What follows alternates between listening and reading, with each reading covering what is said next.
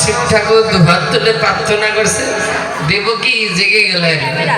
দেবকী জেগে দেখলেন সে কি 5 মুখ এই 4 মুখীরা কারা। শিব ঠাকুর বললেন, মাগো ভয় নাই ও জননী, এইবার গর্ভে যারে ধরেছ তুমি এক্ষুনি, তা হতে জগৎ জীব উদ্ধার হবে আর কারাগার থেকে তোমাদের মুক্ত হইবে।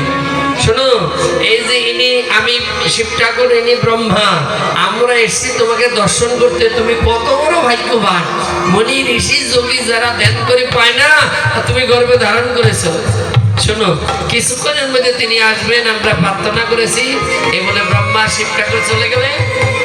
দেবকী বসুদেব দেখলেন হঠাৎ নারায়ণ এসে সামনে দাঁড়ালেন।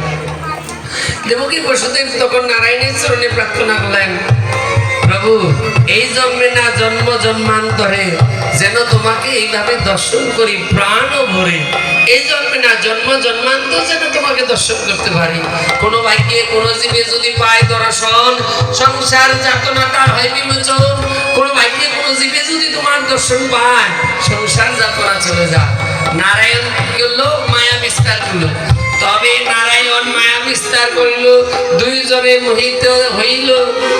এখন থেকে একটা শিশু সামনে, নারায়ণ শিশুটা তুলে নিয়ে বললো, শুনো, এখন যদি দেখতে পায় আমাদের রাজা, তবে তোমার হইবে মরণ। আমাদের রাজা যদি দেখতে পায়, তোমার মৃত্যু হবে। বলে শিশু বলছে, আমার মৃত্যু হবে, আমাকে লোক দেখতেই পায় না, মারবে কি করে? শোনো, আমাকে না ওই নন্দালয়ে রেখে আসো, সেখানে একজন কন্যা সন্তান জন্ম নিয়েছে, এই কন্যা সন্তানটা নিয়ে আসবে। বলে যাবো কি করে? আমরা শিকলে আবদ্ধ, বলে শিকল খোলা। বলে ওই যে দরজা বন্ধ, বলে দরজা খোলা। বলে প্রহরীরা আছে, বলে প্রহরী মহাচন্ন মানে ঘুমিয়ে আছে। সেই পুত্রের কথা মতো আজকে বসুদেব পুত্রকে নিয়ে তিনি আজকে যাত্রা করছেন। কোথায়? সেই নন্দালয়ে। এখন পুত্রকে নিয়ে যখন যাত্রা করছেন নন্দালয়ে, এদিকে হালকা হালকা বৃষ্টি হচ্ছে। আর বসুদেব তিনি কি করলেন? ওই পুত্রকে নিয়ে যাচ্ছেন।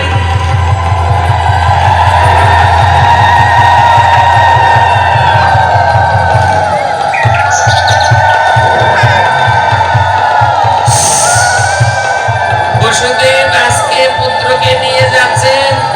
আর অনন্তদেব চিন্তা করলো, হায় রে, আমার সাদের জনম তো বিতাই গেল। অনন্তদেব পিছন দিকে এসে ওই ফনা ধরলেন। অনন্তদেব পিছনে এসে যখন ছত্র ধারণ করলেন, বসুদেব দেখছে ঝড় বৃষ্টি বাড়ছে আর যমুনার পাড়ে গিয়েছে। আর যমুনা উত্তাপ কৃষ্ণকে দর্শন করে এখন চিন্তায় পড়ে গেল, হায় রে, আমি এখন কোথায় যাব, কি করব? বসুদেব চিন্তায় পড়ে গেলেন। বসুদেব তখন ভগবানকে ডাকছে, মাঝি আমাকে পার করলো।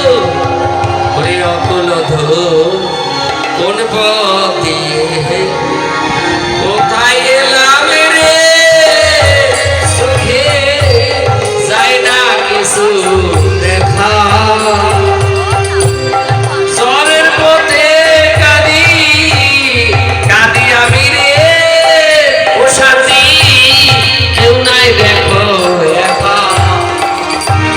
হে মাঝি, হে নারায়ণ, আমি কোন পথ দিয়ে কোথায় এসেছি বুঝতে পারছি না। যমুনার বিশাল ঢেউ, এদিকে অন্ধকার।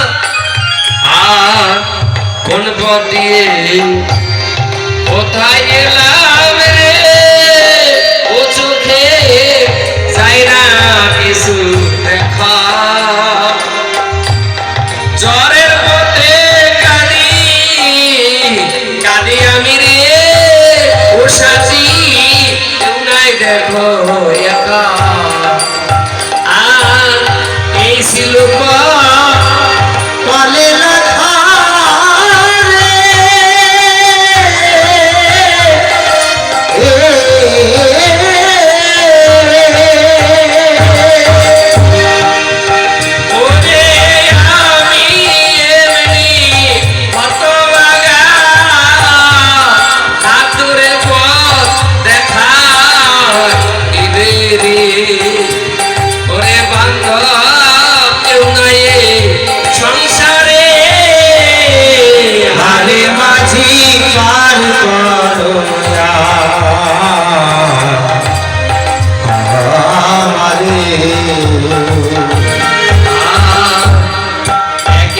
গো আধার রাতের রে ও তাতে অন্ধ মোর দুই আখি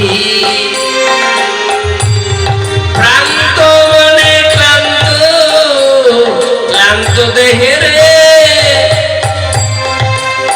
ও দয়াল তোমারে তো ডাকি একে তো আধার রাতের রে ও তাতে অন্ধ মোর দুই আখি প্রান্ত মনে ক্লান্ত দেহে রে ও দয়াল তোমারে তো ডাকি আজকে বসিতে বললেন হে গোবিন্দ আমি অন্ধকারে কিছু দেখতে পাচ্ছি না এদিকে যমুনার জল উতাল আমার ক্লান্ত দেহ আমি বহুদিন কারাগারে আছি হে নারায়ণ হে কে আছে মাঝি কে আছে বান্ধব আমাকে পার করে দাও তাই আজকে বললেন একে তো গো আধার রাতের রে ও তাতে অন্ধ মোর দুই আখি